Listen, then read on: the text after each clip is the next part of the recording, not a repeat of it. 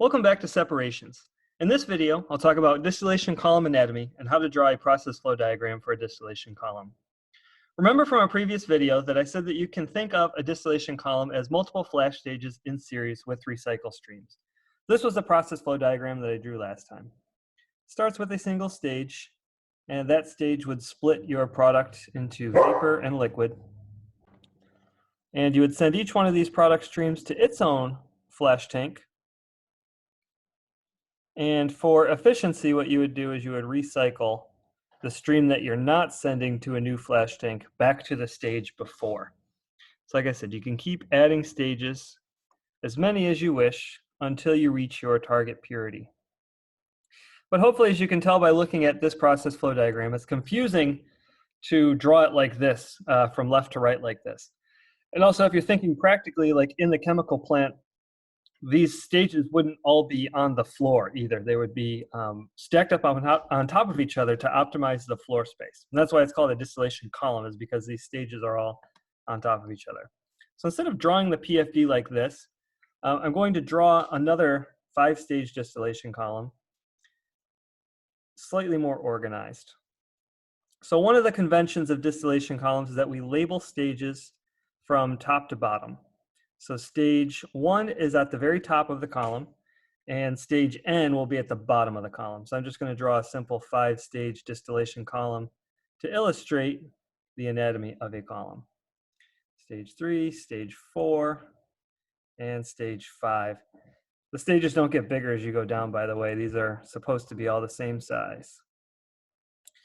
Okay.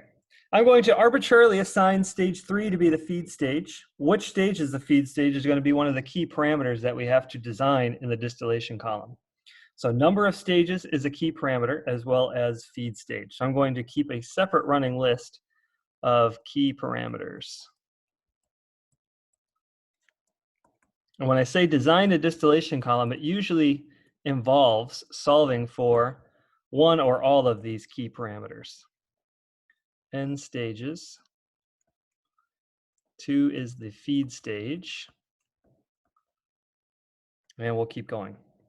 In between each one of these stages, so stage 3 is just like our first flash tank. So we've got a vapor product coming off of stage 3 going to stage 2.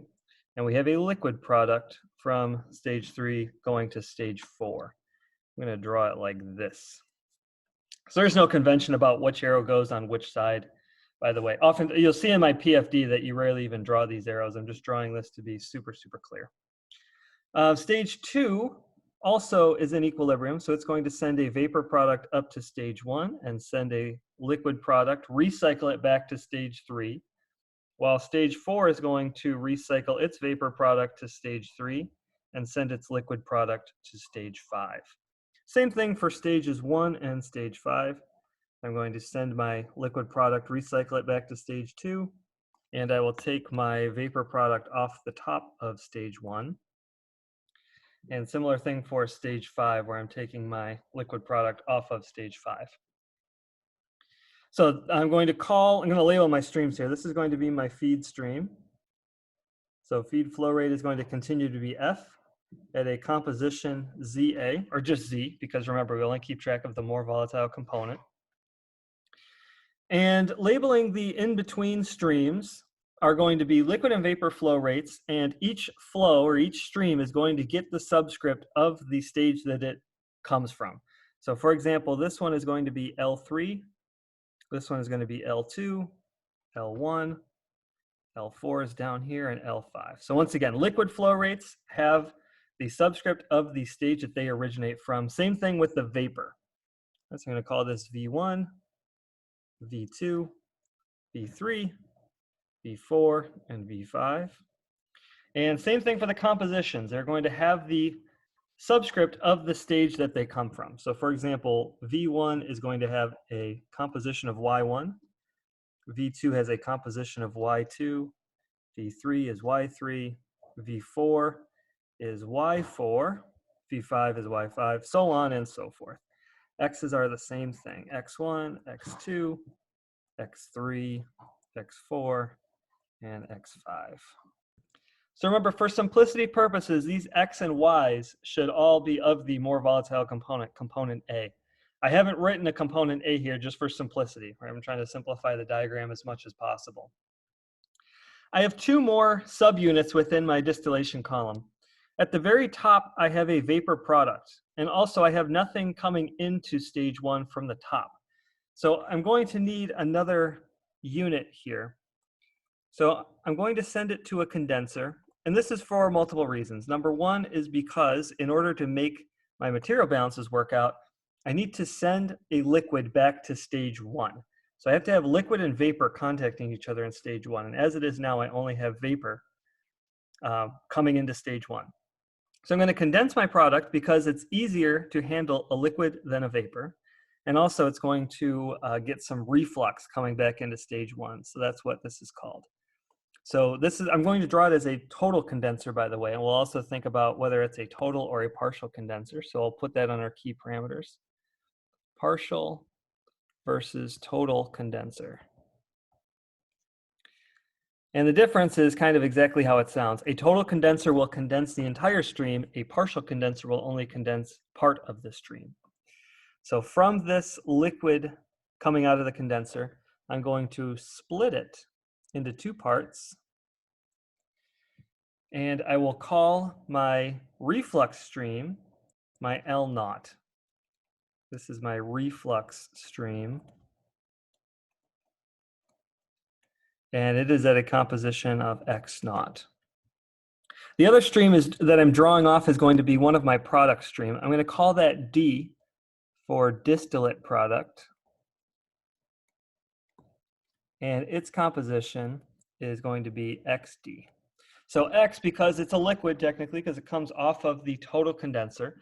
But if it were a partial condenser and my product were a vapor, it would be YD. So we'll get to that and the difference between them in due time. I need to do the same thing at the bottom of the column. So once again, I need to boil some of this liquid product coming from the bottom of the column up such that I have liquid and vapor coming into stage 5, because currently I only have liquid coming into stage 5. So I'm going to send this to a reboiler. This is the process unit that is going to boil some of it. And the way I'm going to draw this is going to be a partial reboiler. So 95% of the time you're going to see partial reboilers, not total reboilers, unless it's a very specific case. So notice the difference in how I drew it. There's two arrows coming out of the partial reboiler where there's only one stream coming out of the total condenser and a split point. All right, so my vapor stream from the reboiler that's going back to stage 5, I'm going to give the subscript of V6, a composition of Y6, and I'm going to call this the boil up stream.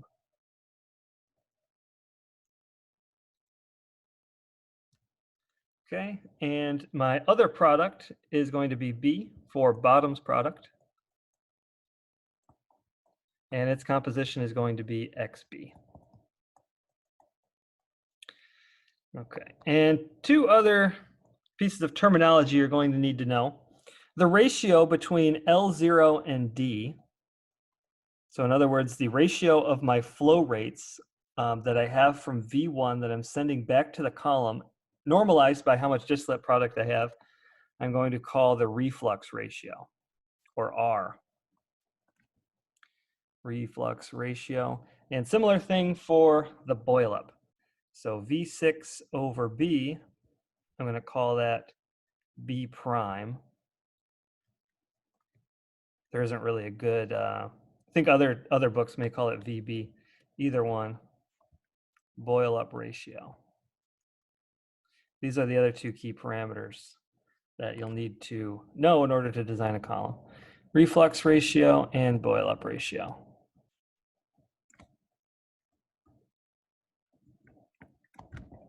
All right. If you notice, this process flow diagram looks rather complicated in its current state. So this is not typically how we draw a process flow diagram. But when I show you the simplified version, this is always kind of what you should be thinking of. You should never lose sight of the fact that all these streams are flowing within the column. All right, one last piece of vocabulary before we move on to the PFD. Whatever stage the feed comes in is termed the feed stage. for obvious reasons, right? The feed stage is the one where the feed comes in. All stages above the feed stage are termed the rectifying section of the column. So this is the top of the column. And all stages on the bottom are called the stripping section.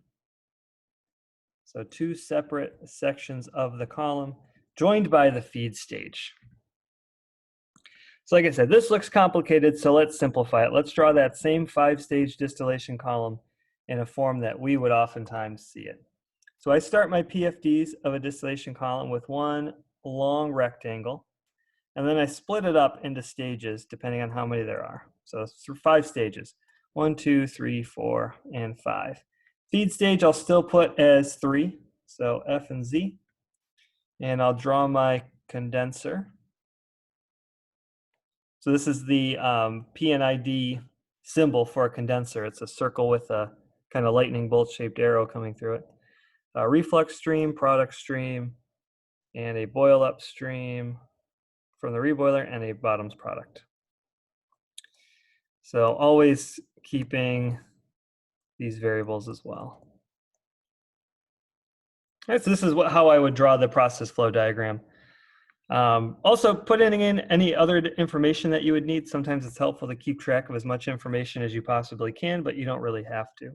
So I might put in an L0 here and a V1 with a Y1, an X0, V6, Y6, and L5, X5. Okay, that is going to conclude the first video for today. Just talking about distillation column anatomy and a PFD in this video. In the next video, I'll talk about some key relationships that you can write for equations among the different streams and compositions within this column. And then in the last video for today, we'll work a practice problem. So I'll see you in the next video.